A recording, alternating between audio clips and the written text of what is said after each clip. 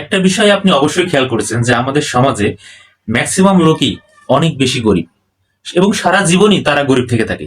আচ্ছা, কেন থাকে সেই বিষয়টা কি আপনি উপলব্ধি করতে পারছেন?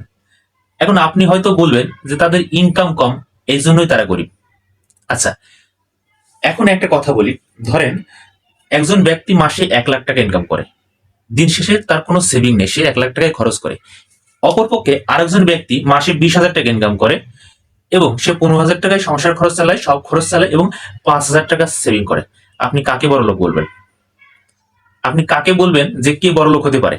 দেখেন, যে 20,000 টাকা স্যালারি পায় এই লোক যদি 5,000 টাকা করে প্রতি মাসে জমায়, তাহলে বছর শেষে কিন্তু 60,000 টাকা তার অ্যাকাউন্টে থাকে। অপরদিকে 1 লাখ টাকা যে ব্যক্তি ইনকাম করে তার কিন্তু ব্যালেন্স জিরো। তাহলে এইভাবে 60,000 টাকা করে করে যে ব্যক্তি মাসে 20,000 টাকা ইনকাম করে, সে যদি প্রতি মাসে 5,000 টাকা সেভিং রেখে বছরের পর বছর এভাবে সে টাকাটা জমাতে থাকবে, একসময় দেখবেন যে সে ব্যক্তি অনেক টাকার মালিক হয়ে গেছে। এবং এই জমানো টাকা সে কোথাও যদি ইনভেস্ট করে, সে ইনভেস্ট স্থান থেকে কিন্তু তাকে রিটার্ন আসবে। একসময় দেখবেন যে বিভিন্ন জায়গায় সে রিটার্ন, বিভিন্ন জায়গা থেকে রিটার্ন আসতে আসতে সে কিন্তু অনেক টাকার মালিক হয়ে গেছে। তাই অনেক বেশি টাকা ইনকাম করলেই কিন্তু আপনি ধনী হতে পারবেন না। আপনার টাকা কিভাবে আপনি ম্যানেজমেন্ট করতেছেন তার উপর ডিপেন্ড করে আপনি ধনী হতে পারবেন কিনা। তাই প্রত্যেকের উচিত জীবনে অর্থনৈতিকভাবে স্বাবলম্বী হতে একটা রেশিও ফলো করা। রেশিওটা কি? 50, 30 এবং 20 রেশিও। কিভাবে? আপনার ইনকামের 50% আপনি আপনার সংসারের যাবতীয় চাহিদা মেটানোর জন্য খরচ করুন, আর 30% আপনার ভোগ বিলাসিতার জন্য খরচ করুন, যেটা জামা কাপড়, শখ আহ্লাদ এগুলোর জন্য খরচ করুন।